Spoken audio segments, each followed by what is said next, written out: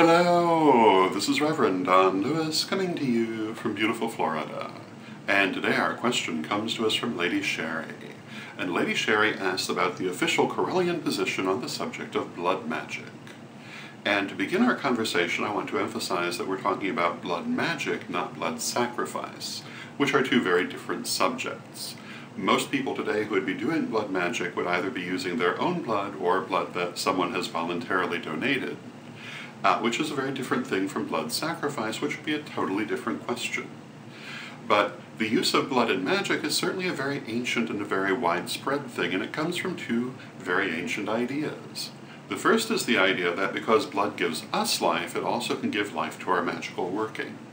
And the second is the idea that using bodily fluids creates a very strong magical tie to the person who is to be the subject of the working, whether yourself or someone else. This could be blood, it could be semen, it could be urine, etc.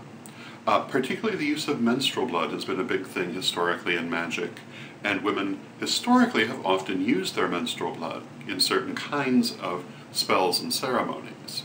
So what is our position on it? Well, our position is that it's very ancient and very widespread, and we certainly do not have a prohibition on it, but we also would regard it as being unnecessary, and in the current era of blood-borne diseases, in some cases rather dangerous.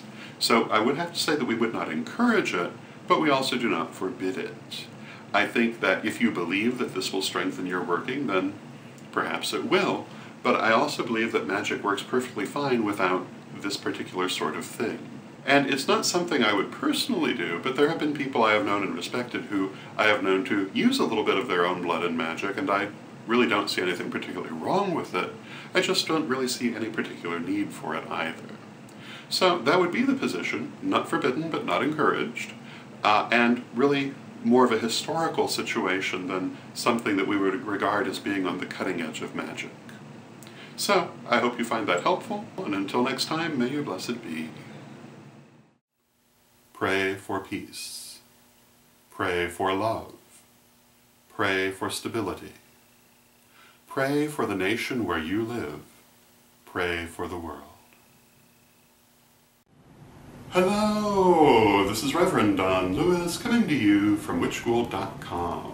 Are you looking for the best in pagan and magical education? With more than 12,000 pages, witchschool.com is like having your own personal library with individual learning assistants to help you study.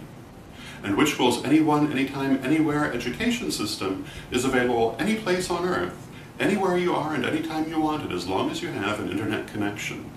Witchschool's lifetime memberships are a great value. They really do last a lifetime. They've been there for years and they'll be there for years to come. So get your membership today at witchschool.com.